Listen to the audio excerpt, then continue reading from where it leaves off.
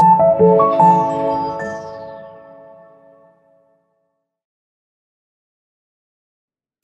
শিক্ষার্থীরা, ক্লাসরুমে সবাইকে স্বাগতম। আবার দেখা হয়ে গেল এবং আজকে তোমাদের কাছে সম্পূর্ণ ব্যতিক্রম একটা জিনিস তুলে ধরবো, যে বিষয়টার মাধ্যমে বা যে কৌশলটার মাধ্যমে তোমরা খুব সহজে আর্টিকেলস এবং প্রিপোজিশন দুটো জিনিস আয়ত্ত করতে পারবা। এবং যেটা খুবই গুরুত্বপূর্ণ ব্যাপার সেটা হচ্ছে এই টপিকস থেকে তুমি উচ্চ মাধ্যমিক বলো, ইভেন ভর্তি পরীক্ষা বলো, ইভেন বিসিএস বলো, সব জায়গায় কোয়েশ্চেন পাবা। সো আর দেরি না করে টপিকসটা একটু দেখি আসলে কি পড়াবো। সেটা হচ্ছে দিনের সাথে আর্টিকেলস এবং প্রিপোজিশনের একটা চমৎকার রিলেশন আছে। আজকে আমি সেটা তোমাদের সামনে ভালো করে মজা করে তুলে ধরবো। তার আগে আমার একটা কোয়েশ্চেন ছিল তোমাদের কাছে, তোমরা আমাকে আশা করি অ্যান্সার দিবা। সেটা হচ্ছে, তোমরা জানো যে একদিন সমান 24 ঘন্টা, বাট তোমরা কি জানো যে 24 ঘন্টাকে কয় ভাগে ভাগ করা হয়েছে? হ্যাঁ, অনেকে পারো। 24 ঘন্টাকে ভাগ করা হয়েছে 8 ভাগে। অষ্টপ্রহর কথাটা আমরা অনেকেই শুনেছি। হ্যাঁ শিক্ষার্থীরা, 24 ঘন্টাকে 8 ভাগে ভাগ করা হয়েছে। আমরা আগে জেনে নিব সেই 8টা ভাগ কি কি ছিল।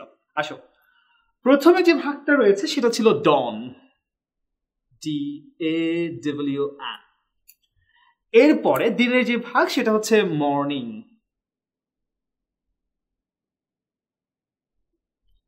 মর্নিং এর পরে আমরা ডেকে যে ভাগে ভাগ করেছি সেটা হচ্ছে নুন। নুনের পরে আমরা যেটা পাবো সেটা হচ্ছে আফটারনুন। আফটারনুনের পরে ডাস্ক। ডাস্কের পরে ইভিনিং। ইভিনিং এর পরে হচ্ছে night. and finally late night.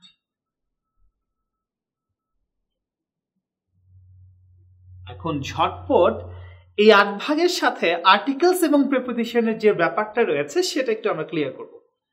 দেখো, খুব মজার ব্যাপার সেটা হচ্ছে, এই 8টা ভাগ তুমি যদি মনে রাখতে পারো তাহলে খুব সহজে তুমি আর্টিকেলস বুঝতে পারবা, খুব সহজে তুমি প্রিপোজিশন বুঝতে পারবা।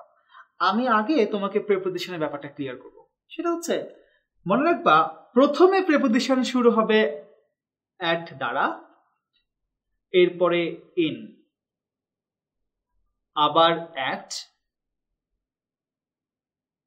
আবার ইন, আবার অ্যাট, আবার ইন, অ্যাট, অ্যাট। তাহলে আসো ভাগগুলো বলি। এই ভাগের সাথে বলো প্রিপোজিশনের ব্যাপারটা কি বলো? At, in, at, in, at, in, at, at. এখন আর্টিকেলস ব্যাপারটা কি খুবই সহজ। মনে রাখবা এই 8টা ভাগের সাথে যখন অ্যাট প্রিপোজিশনটা ইউজ করবো সেক্ষেত্রে আর্টিকেলস হচ্ছে নো আর্টিকেলস, আর যখন ইন ব্যবহার করবো সেক্ষেত্রে আর্টিকেলসটা হচ্ছে দা। অর্থাৎ অ্যাট বললে no article, I mean cross.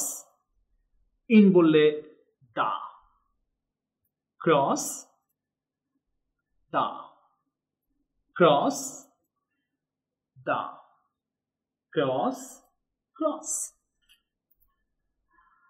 ব্যাপারটা কি বুঝতে পেরেছো তোমরা? অর্থাৎ তুমি যদি জানো 24 ঘন্টার 8টা ভাগ কি, তাহলে তুমি খুব সহজেই প্রিপোজিশন মনে রাখতে পারো। সেটা হচ্ছে at, in, at, in, at, in, at. আর আর্টিকেলসটা হচ্ছে যখনই অ্যাট বলবা তখন no articles, I mean cross. আর যখন ইন বলবা তখন দা। বলো আবার, অ্যাট বললে ক্রস, ইন বললে দা। তাহলে আসো কোয়েশ্চেন দিতে পারে তোমার। ধরো বলবো, হি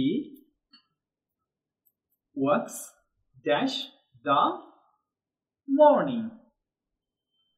বলো, দা আছে, মর্নিং মানে কি বলো? ডন সেকেন্ড ভাগ, তাহলে অ্যাট ইন, তুমি প্রিপোজিশন ইউজ করবা ইন। আবার ধরো তোমাকে বললো, কোয়েশ্চেন করলো, he never works at dash dusk. বলো, এটা মনে করো তোমার কোয়েশ্চেন হচ্ছে আর্টিকেলসে, তাহলে বলো অ্যাট বললে কি? ক্রস।